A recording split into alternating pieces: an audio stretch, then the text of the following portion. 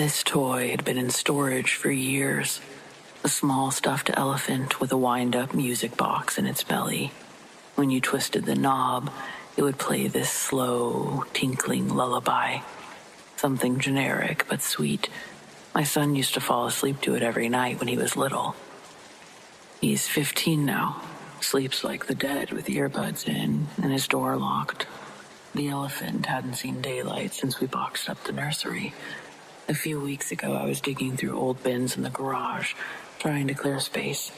I found the elephant tucked in some baby blankets. It looked clean enough, faded but intact. I brought it inside, more out of nostalgia than anything. I left it on the shelf in the hallway, right outside my bedroom. That night, close to midnight, I was brushing my teeth when I heard the song. It was that soft, winding lullaby drifting down the hallway. I sort of froze where I was. It wasn't muffled, nothing coming from a screen or a neighbor's house. It was clear and close. I stepped out of the bathroom. I saw the elephant on the shelf, moving. The music box itself, winding itself, slow and steady, as the elephant rocked gently with the motion. I stood there for a good minute, just listening, and then it stopped. No one else was awake. No one else could have touched it. That night was rough.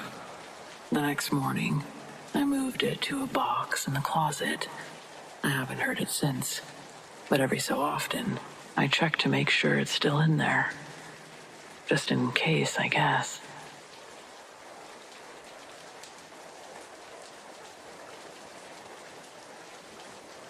I was visiting a plantation in deep Louisiana that was said to have one particular ghost person that lived in the house.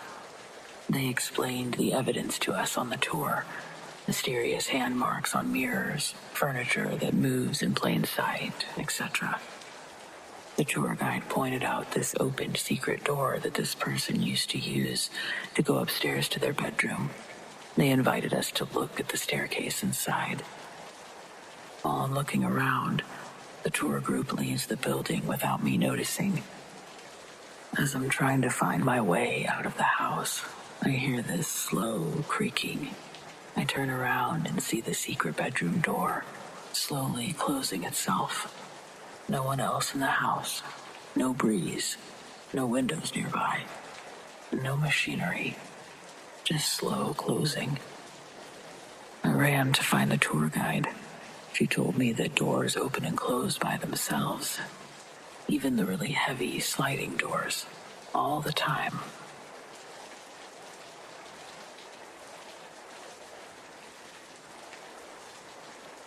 The upper half of our restaurant is an absolute pain in the ass for seeing people out of the corner of your eye. Every time I'm up there, there'll be somebody walking past just the edge of your vision, or the oppressive sensation of someone standing directly in front of you while you're cleaning a table and suddenly vanishing when you look. As far as I'm aware, they've never done anything more than lurk. No one's ever heard voices or felt a physical touch, so we mostly just accept it as an irritation and get on with it. Multiple people have said that there's a brunette woman in a yellow dress and a man in tweed, the one who stands and waits awkwardly, as if he's waiting to be served. People say there's a little girl who runs around in the cellar. That's bullshit. I think it's made up to scare newbies. But the rest, it's true, at least according to some people.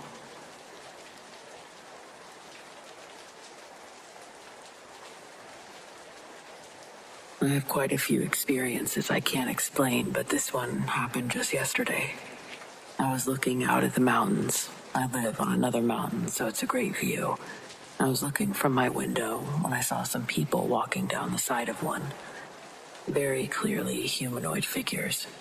I watched them for a little while before going to paint, and I suddenly realized that for me to have seen them that clearly from so far away would mean that they needed to be huge.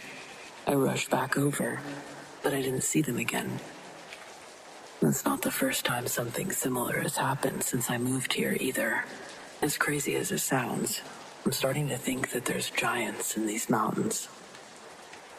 Update. I swear I saw one again today. Only one this time. Looked like it was wearing some kind of backpack or bag. My mom was there. She said she saw something, but couldn't tell what it was.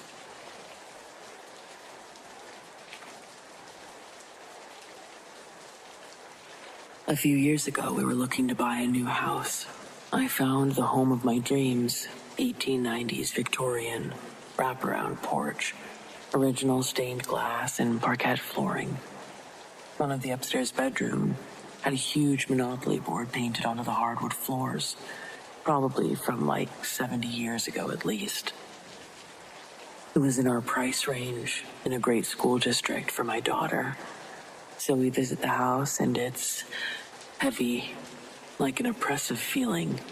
We were walking around and I was falling deeper and deeper in love. I noticed some unusual art, occult type stuff. But I'm a little bit of a weirdo, so I was game. Figured I could sage the place if there was anything there. Then we got to the demon room. For real, the whole room was full of devil art, bad taxidermy, creepy antique dolls, and terrible vibes. Cow skull with a Ouija alphabet printed on it, mummified animals. I picked up a teddy bear and it had a bloody hole full of teeth where its face should be. I don't know what kind of teeth.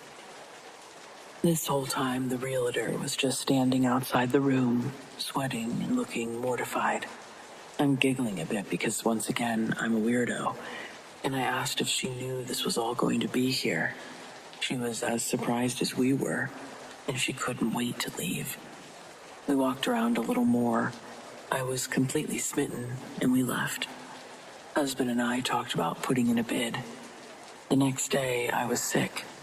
Horrible upper respiratory infection, fever, total laryngitis, just awful. I figured it was a coincidence. We'd been talking more about the house and decided to bring my parents to see it for themselves and get their input. This time we went with a friend who had recently gotten a real estate license. We visited, and I went into the basement with my dad. He's an electrical engineer and knows a lot about old houses. I couldn't stay down there. He couldn't stay down there. We kept talking about how dark the house felt.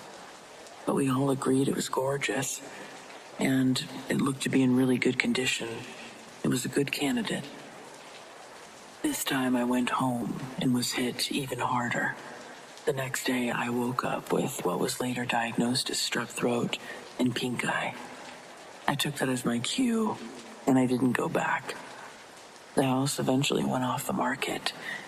This house should have been snatched up so fast, but the sign was up for at least 8 months. I've always been so morbidly curious. Who ended up with that place? And what's their life like now?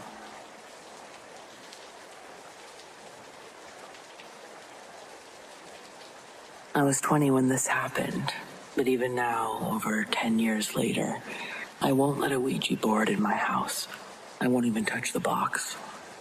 My friend Lauren had one that she'd gotten from her cousin's attic. It looked old. Like, not mass-produced Parker Brothers old, but weirdly handmade. The board was thick wood, almost black. The letters looked like they'd been burned into it. I remember the planchette was carved, what looked like out of bone. She swore up and down it was fake, but I don't think it was meant to be a toy. Anyway, we were staying in her grandma's cabin for the weekend, way out near the Blue Ridge. Middle of nowhere, no signal, no neighbors, just old woods, wind, quiet. It started like any dumb sleepover type thing. We even lit candles, had dumb questions prepared. But then Lauren asked if anyone was with us, and the planchette moved. I swear to God, it moved. Not fast, not dramatic, but just enough to make it feel like someone was answering. It spelled Rose. None of us knew a Rose. We asked if she had a message, and it spelled leave. Then again, leave.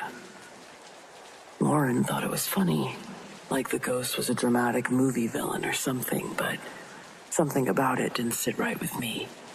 It felt serious, and unless Lauren was doing this herself, I felt like whoever or whatever was talking wasn't messing around. I said goodbye and took my hands off. The planchette didn't move after that. Lauren and the others messed around for another 10 minutes, but eventually got bored. We went to bed around 2. That night, I woke up because I thought I heard someone walking around on the porch. Slow, heavy steps. Thought maybe Lauren was outside for a smoke, but when I checked, her bed was full. I tried to ignore it, thought maybe it was a raccoon or one of the other girls. I'm a city kid. I don't know what kind of wildlife makes what sounds. Though deep down, I don't think it was an animal. And then something scratched the wall behind my head. I froze. It wasn't a random thump or animal sound. It was scratching, slow, deliberate, and it was high up, like whatever it was very tall. I turned on my flashlight, but I didn't see anything. In the morning, because somehow I managed to fall asleep, I noticed the glass on the back of the door had a weird, greasy handprint on it. Too big to be one of ours. It looked smudged, like someone had pressed their face against the glass, too. We packed up early, and we left that day. None of us talked about it on the ride back. A week later, Lauren messaged me. She said she couldn't find the board. Thought maybe one of us had taken it. None of us had taken it. We never saw it again. I still don't know what we talked to that night. But I think about what it said. Leave. And I think maybe it wasn't trying to scare us. Maybe it was trying to protect us. Maybe whatever it was trying to keep out got in anyway.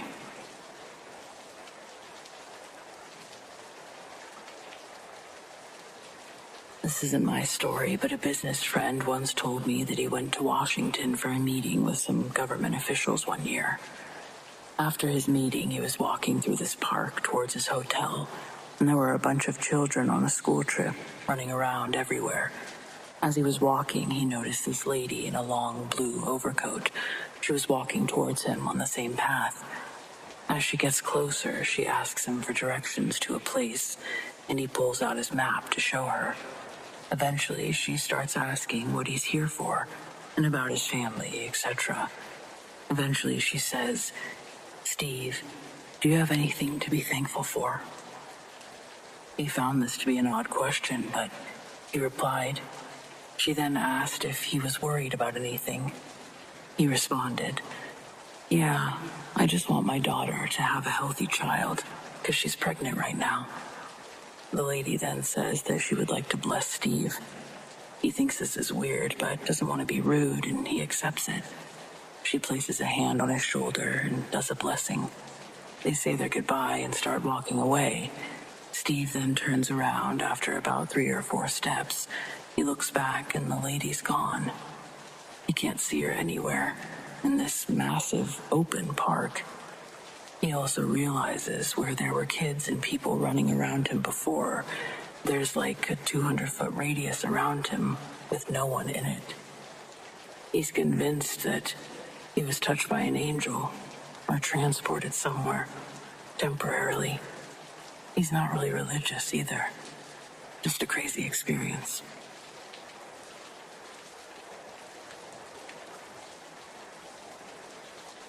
I was at my friend's parents' house for their annual party. This party has happened every year for 20-ish years and sees many friends and families come and go.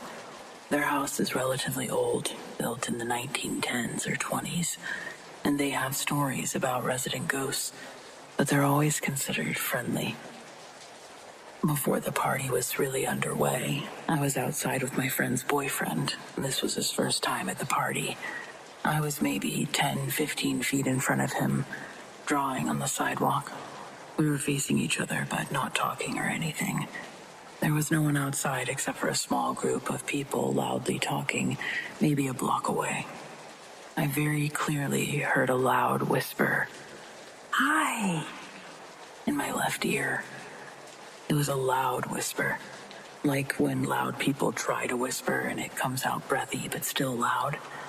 I felt that warm breath, and my hair even moved by my ear. I turned to look at who was behind me, and there was no one, as I am very confused, looking to see who whispered. My friend's boyfriend shoots up and starts power walking towards me, and he asks, "Did you hear that?" He also heard the whisper. It was also right in his ear, except for him, it was his right ear, which means the whisper came from the same direction as I experienced it, since we were facing each other. He thought that it was my friend messing with him, but there was no one outside with us. We both looked around to see if someone had hid, but there was no way. We've decided that it was maybe a ghost of the house, or maybe one of the ghosts of a friend who used to attend the party. We've had a few pass on who used to be fixtures at the event. Either way, they were just saying hi.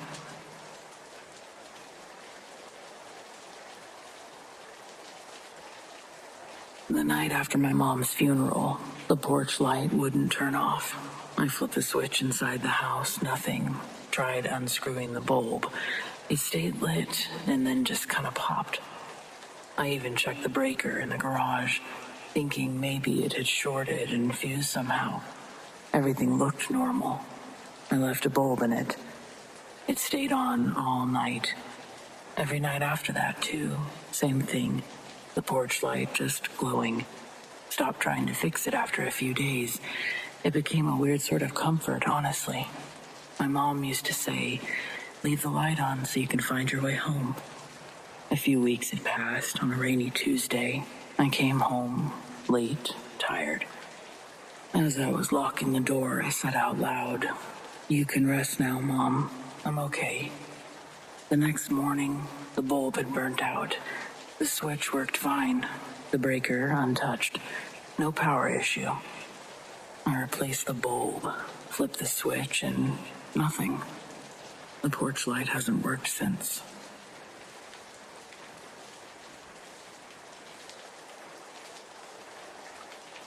This happened to me a few years ago, and I still think about it more often than I probably should. A normal day, nothing special.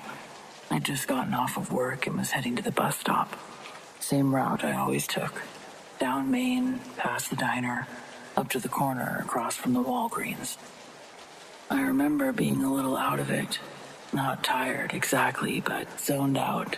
One of those days where your body just moves through routine while your brain floats somewhere else. And I'm standing on the corner, waiting for the light. There's no one else around, just a few cars passing here and there. I had headphones on, but really wasn't listening to anything.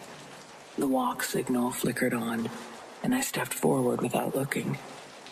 The next thing I remember is this arm, strong and sudden, grabbing the back of my jacket and yanking me back onto the sidewalk.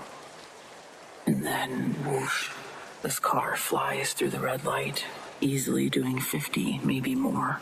No brakes, no honking, just a blur of steel. It would have hit me, no question. I was already in the street. Half a step more, I'd be gone. I stumbled back and my heart was pounding from all the adrenaline.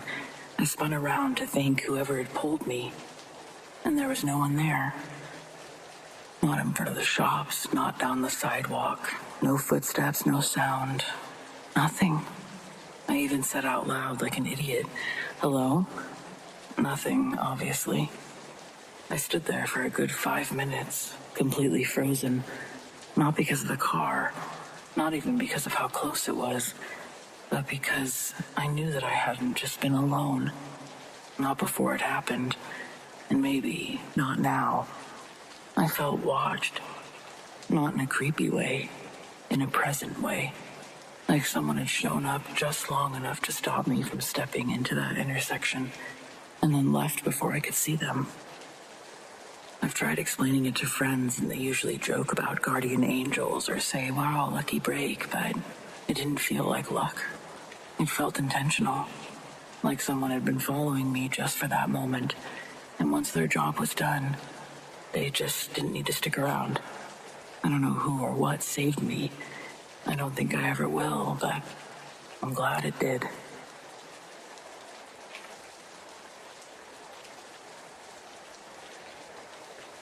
I met a serial killer back in 1981, but I didn't know who he was back then, obviously.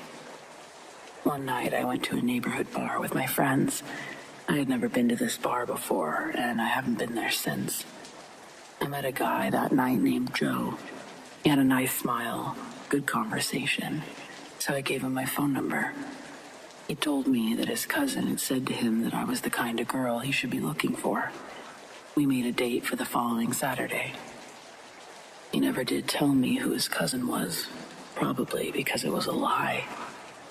When he came over to my apartment the following Saturday, it was like he was a completely different person. He came in dressed weird.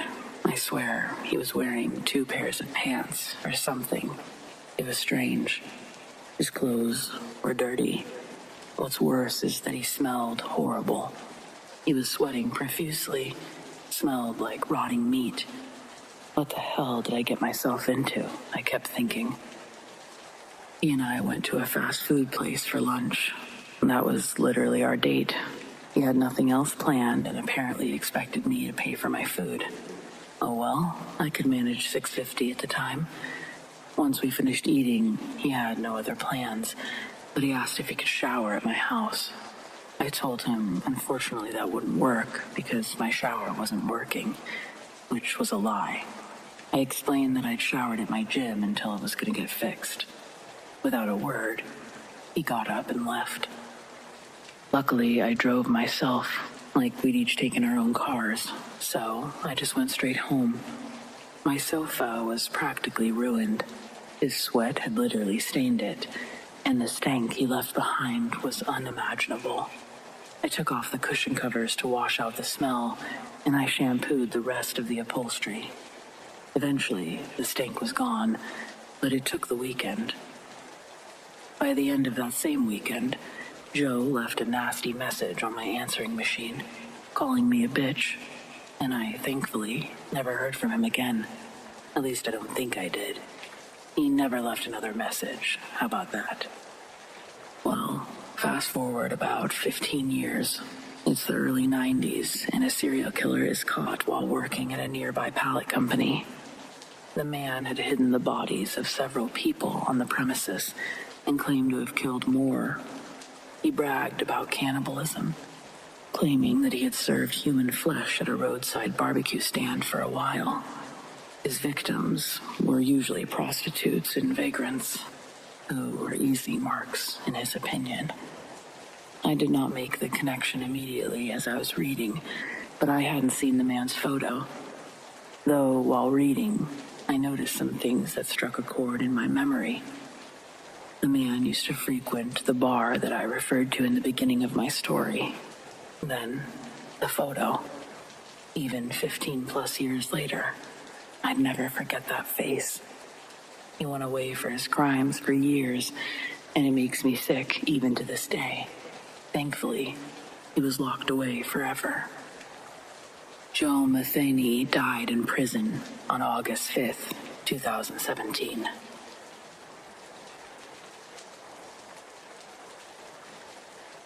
On my 14th birthday, I got an electric mountain bike as a gift from my uncle. Its intended purpose was to be my means of transportation for school, so I didn't have to take the stinky bus anymore. That was its intended purpose. What I really used it for was taking it up the hills with the older boys that rode actual motorbikes. My electric bike wasn't nearly as powerful as theirs and couldn't get enough speed to do tricks, so I basically used it as a chair while watching the other kids drive around the woods. One day, I got a healthy helping of peer pressure that leads me to the peak of a hill, trying to line my tires with a thin walking trail in between two tree trunks wider than my wingspan. At the top of the hill, there's a small, flat patch that I'm supposed to do a circle in to already have momentum when I hit the hill. Well, that plan didn't happen, though. I hit the throttle too fast on my turn, and I launched myself off the back of the mountain like a freaking cartoon character. The backside of the hill isn't like the front trail I was aiming for. The back is just a long drop into trees, and down those trees to the forest floor, several feet down from the trail. By the way, I'm not a guy, I'm not a bro. And the only reason I was up there was because I had a crush on one of the motorbike boys. I thought if I had dressed cute and hung out there long enough, he would think that I'm way cooler than these dumb bikes.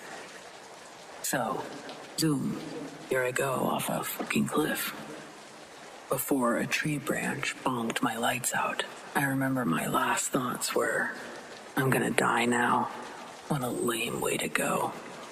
At least they didn't see me fall. Teenagers. When I regained consciousness, I was high up in a tree and pretty fucking banged up. I knew I'd broken more than a few ribs. My arms and legs were cut up all to hell, but they still worked. The helmet I'd worn without a chin strap was gone, and the bugs, they were crawling in my hair. It's also now starting to get dark in the forest. I don't know how long I was out, but I do know the sun was nowhere near the horizon when I started. The forest was alive with woodland noise, but no human noises. No motorbikes or voices. No one calling my name trying to find me. In any other circumstances, the atmosphere would have been a yoga dream. Distant birds chirping, insects flying around, some tangled in my hair so I could hear their wings flap in HD. I wish I could have enjoyed it more. But the blinding pain in my ribs and horrible fear of falling to my death any second, I guess I should say fear of finishing my fall, kept my mind a little occupied from enjoying the view. From my perspective, the view I saw was nauseating.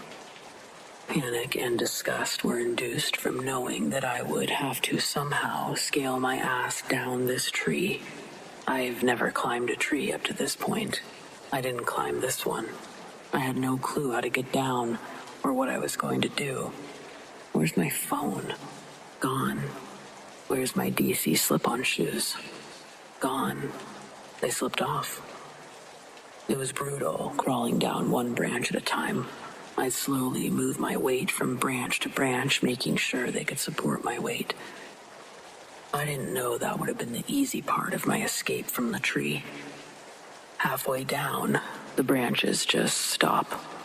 These kind of trees decided not to grow branches past a certain point, so I didn't have many other options but to grip the tree best I could, like a giant fire pole, and try to slide down. That worked for a few feet. I get a bunch more big cuts, several splinters, and some sort of friction burn on my cheek and forehead.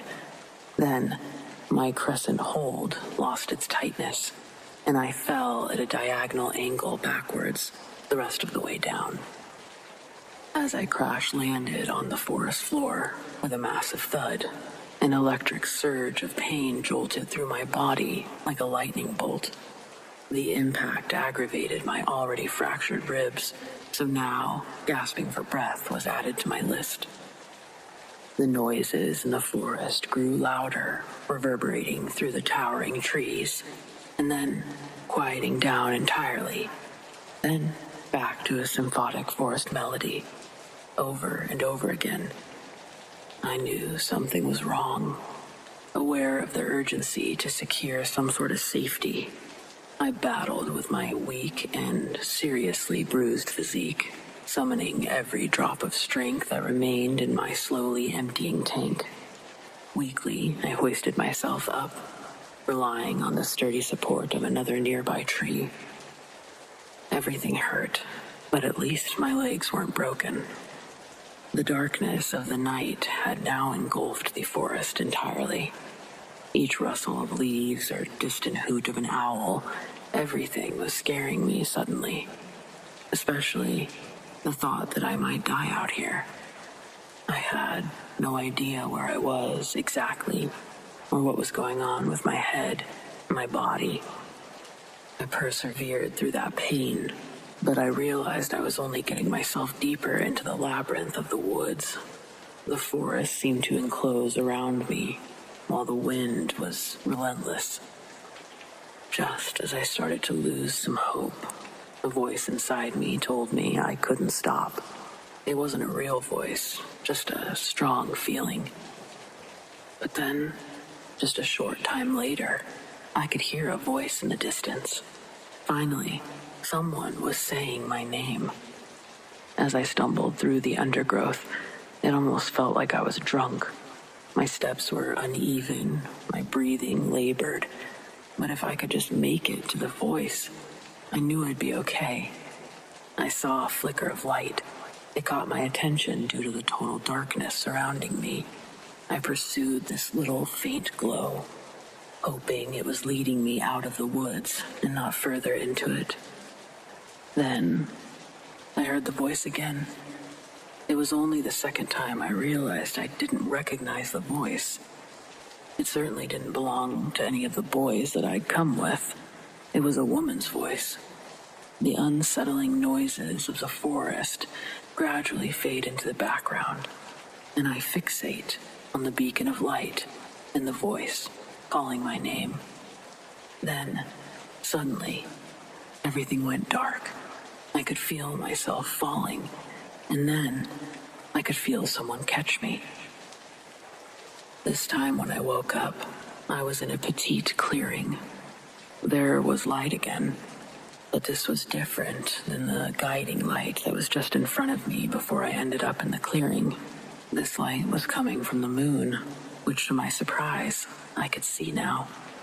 The moon's glow was somehow illuminating a path I actually recognized, one that led to a popular road.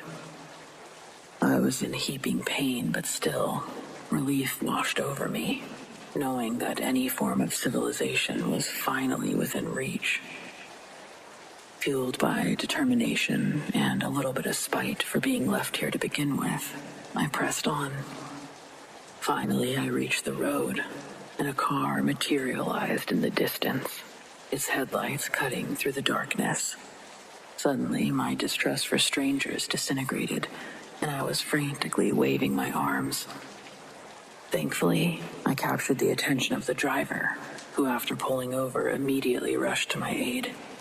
Finally safe, I slumped into the arms of a total stranger, overwhelmed with gratitude for their kindness and the opportunity to escape that forest. It felt like the forest had tested me that day, physically, mentally, yet I also totally believe that it helped me. I don't know how I got to that clearing, who caught me, but also whose voice was guiding me. Some things just can't be explained, I guess. As for the motocross boys and my crush, well, it turns out it wasn't as malicious as I thought. They all waited for me to come down the hill and into view.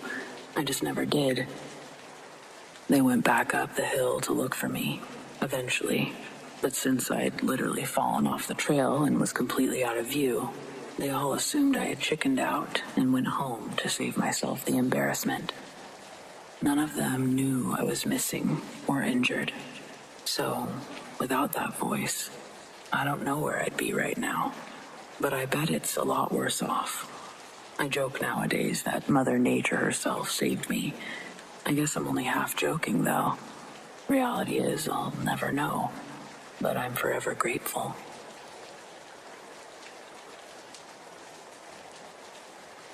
The kids of the 90s were a special bunch. We were right at the cusp of when everything became banned and rules in schools changed. I'm not in any way saying that this is a bad thing. I remember my kindergarten teacher smoking on field trips. I also had the opportunity to grow up in a very small town. The kind of town that just felt smaller after leaving.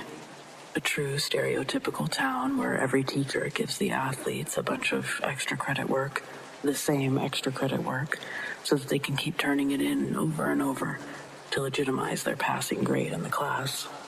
I was kind of a bully, sad to say, and I know I hurt a lot of feelings. I did say stereotypical, right? Well, since high school, I've grown from my bully ways, and I understand why I was the way I was. I'm a spiritually better person since moving away from my small town, but some of the shit that we used to get away with was wild. Though this story isn't exactly something we got away with, at least not me. This incident actually got a lot of people in trouble. Should have been way more trouble than what actually occurred, but I digress. Here we go. Some crazy shit I saw in high school back in the 90s. Our school had 2 floors. Floor 1 had a gym, commons, library. It also held the 9th and 10th grade classrooms. Upstairs held the 11th and 12th grade classrooms. These floors are connected by a handicap elevator that one exceptionally unhealthy teacher used, along with a tall set of wide concrete steps. It's technically 2 flights of steps to get to the 2nd floor. It's a tall climb that I would make multiple times every day. The 2nd floor is basically a long hallway, with classrooms and lockers on either side. At the end of the hallway is a glass exit door, and the other end is a large open space that overlooks the 1st floor commons area. Homecoming night. I'm part of the homecoming royalty. The night of our home game, we're supposed to walk out on the field during halftime, where they reveal the king and the queen. They're crowned, then we have to run off the muddy field in our nice suits and dresses, while the visiting team begins to run out onto the field and begin to warm up for the second part of the game. I wasn't voted queen, but my best friend Nikki was, and that means our group's party still got the royal treatment on dance night. 6 coupons for Red Lobster, and a limo to take us from there to the dance. Trust me, for the time, this was epic. Our inflated sense of selves arrived at the dance, thinking we were movie stars or something, hopping out of the only stretch limousine the town had ever seen. The dance was at our school gym, so looking back, it makes me laugh how epic we thought all this was. Well, that's the innocent stuff. Most of the night we were able to hang out behind the scenes in the commons area.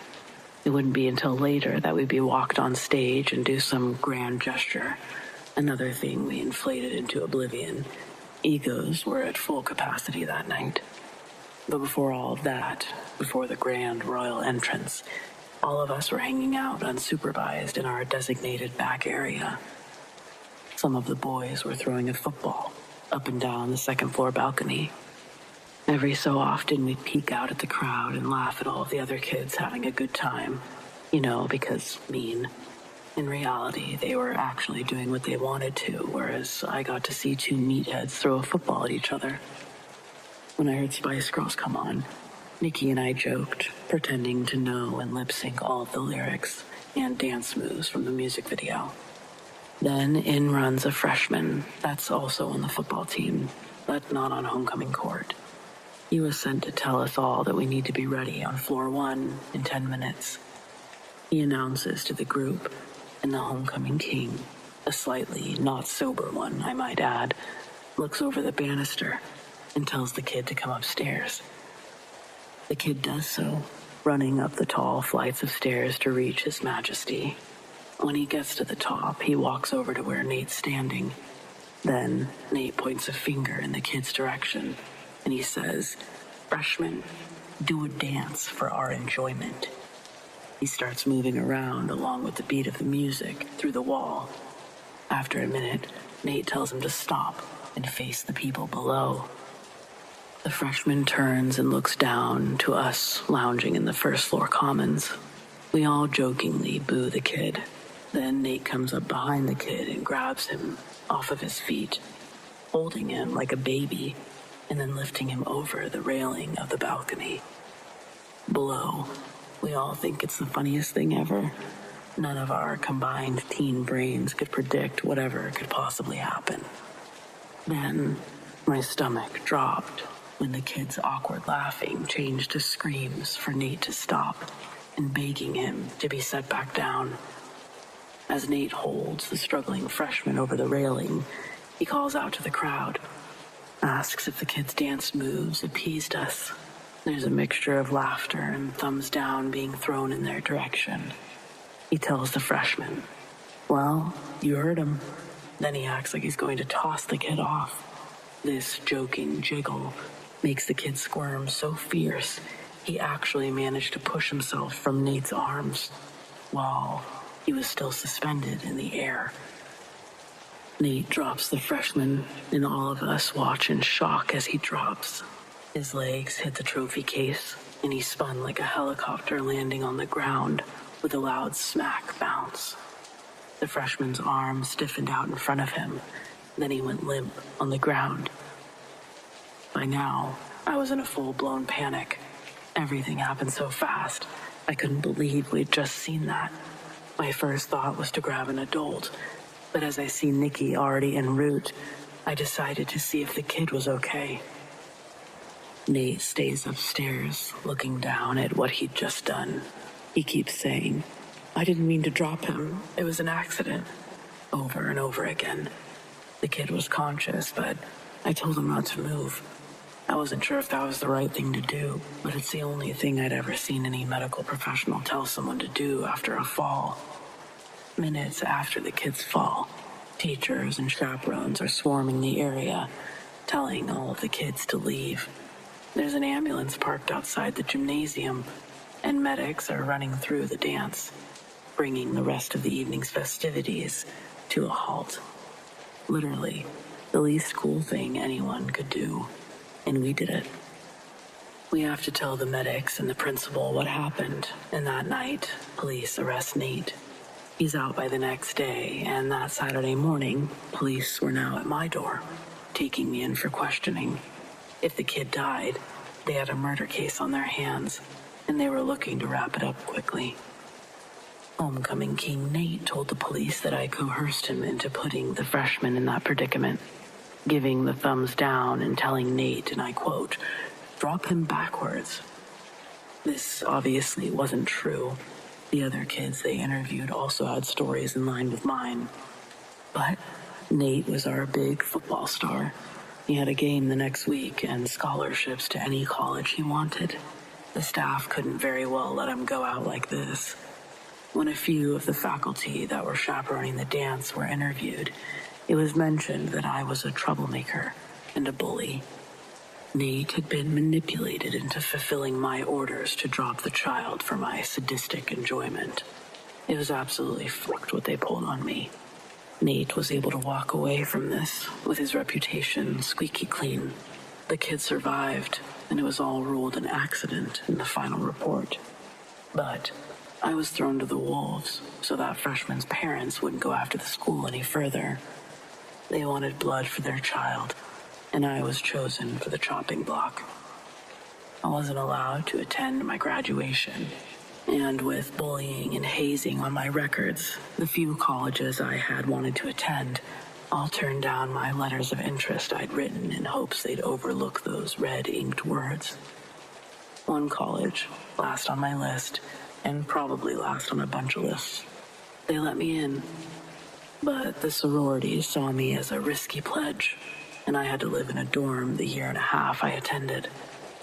Here I am in my 40s, and still a bit bitter about Nate. But I do have a bit of knowledge that allowed me to accept the balance of the world and move on.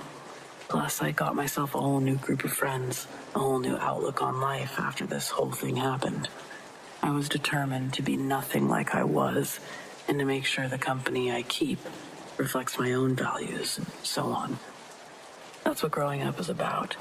It's just that hopefully you learn it without seriously injuring another human.